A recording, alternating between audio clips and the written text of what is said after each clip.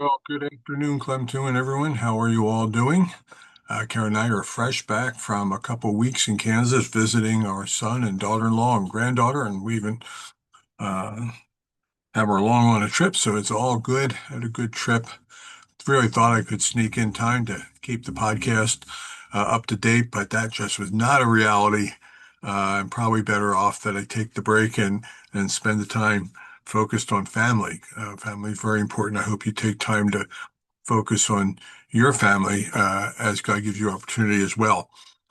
But I wanted to catch us up and remind us of the series that we are in. We are in Psalm 20, not Psalm, Luke 24, and we're looking at Jesus's appearance to his 12 disciples after he rose from the dead. The story is, I don't know, it's a less than 20 verses long. Most of it takes place on day one after he's resurrected, and it travels all the way to when he ascends back into heaven one day. And we're looking at six principles that are supposed to help us in our time of need. Because when we start the story, we see that these, what was to become the apostles of the church, the founding guys of the church, they were startled, they were frightened. It says they lacked peace in their hearts, they were troubled, and they had doubts rising in their minds to the point that they were having trouble believing. So we've been looking at these six principles. The second principle is that our fellowship with the Lord is critically important to dealing with these kinds of life struggles. Critically important. And so we looked at this verse, a couple verses after Jesus had shown them his hands and his feet and the holes in it, and he saw. And while they still did not believe it because of joy and amazement, he asked them, "Do you have anything to eat?" And they gave him a piece of broiled fish, and he took it and he ate it. Partly that was to answer the question that this was a real physical resurrection, and partly it was to make a statement to them that fellowship with Jesus is critically important to dealing with life struggles. When he says, "Do you have anything to eat here?" and he ate it in their presence, I also believe they were eating. They were having a meal together. Meals together are so important. I just came off of a lunch break here at the name office. And, as we could do lunch the way most businesses do, you take your lunch, you eat it wherever you want. You eat it in your office, you eat out in your car, you go to the restaurant. But almost every day, without fail, we actually sit around the table, excuse me, and we have lunch together. We are sharing a meal together. And in that time together, we may talk about any number of things. I was thinking about growing up and how we used to have dinner together as a family.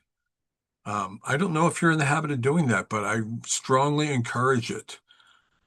Don't let people just eat whenever they want, whenever they come and go, but have a planned time together. It helps to have a regular time together where you sit down at a table and you eat together and you talk. It it builds so much into a family and into the individual. I mean, I still have strong memories of our dining room table growing up. Even kind of funny things like the night my oldest brother had learned to drum with his hands, the drum beat to the song Wipeout. And he was doing that on top of the table. And my dad said to him, "Don't drum on the table." So he did it to the underside of the table because technically Dad didn't say he couldn't do that. He only said you can't drum on top of the table. And my dad corrected him again. Do not drum on either side of the table. So then my brother, I don't remember what he did. I think next he started figuring out how to do it with his feet. And it was just such a funny time. Like my dad was getting increasingly frustrated with my brother. Um, but it's memories. It's time together. Sometimes it's deep conversations. Sometimes it's other things. But sharing time together around a meal is so important. We talked about that. But while I was away in Kansas visiting my son and daughter-in-law and granddaughter, I got to thinking about Psalm 23. We looked at Revelation chapter 3, where Jesus says, I stand at the door and I'm knocking, and if anyone hears my voice and opens the door, I will come in and eat with that person, and they with me. And it's this metaphor, this word picture of sharing a meal together. It starts at the very beginning of Scripture and runs all the way to the end. In the garden, it says that God walked with Adam and Eve in the cool of the day. And at one point, he's visiting with them. He says, listen, you guys can eat anything here you want. And I'm sure was visiting with them while they ate. And it ends with Revelation, well, not even Revelation 3:20 that we just talked about. It goes all the way to the end. There's a marriage feast. There's other times of eating together. But I got thinking about Psalm 23, and I have never quite thought of it this way before, and I wanted us to take a look at it. So let's share that on our screen. And I've made some portions large and some small because I mainly want to focus on certain phrases. This is not a complete talk about Psalm 23, but you guys are familiar with it. Outside of John 3:16, this is the passage that most people know from the Bible. The Lord is my shepherd, I lack nothing. So that is the goal. The Lord being our shepherd and us lacking nothing. He makes me lie down in green pastures. He leads me beside quiet waters. Why? Because he's refreshing my soul, he says. And we so much need this. The grind of life wears us down. Whether we're talking about serving the Lord in ministry, just living for the Lord in daily life, trying to get through life, our soul can become dry and empty, and it needs to be refreshed. He guides me along the paths of righteousness for his name's sake, and even though I walk through the darkest valley, he's setting things up now. I will fear no evil. That's the second thing. God replaces our fear of evil. Um, they comfort your rod, for you are with me, your rod and your staff, they comfort me. We need comfort in times of sadness and sorrow and grieving. But here's the phrase before we run out of time. You prepare a table before me in the presence of my enemies.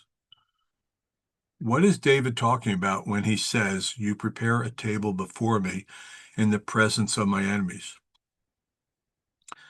It's another allusion, another using this word picture of the importance of mealtime. You prepare a meal before me in the presence of my enemies. The end result is surely good. Your goodness and love will follow me all the days of my life. Your enemies, the challenges of life, the attacks of Satan, our own discouragements and weakness and all, do not have to come in the way of having fellowship with the Lord. And sometimes in those times when you're lacking, when your soul needs refreshing and you just don't feel like doing it, when you're struggling with fear of something, when you're consumed by sorrow, sadness, and grieving, sometimes those are the times when we least want to go to the Word. I got the Bible open right here in front of me, Psalm 23. Sometimes that's the times we least want to go to the Lord, but it's the times when we most need to. The Lord wants to prepare a table before us in the presence of whatever is going on in our lives. He wants to fellowship with us in those deepest and darkest moments of our life.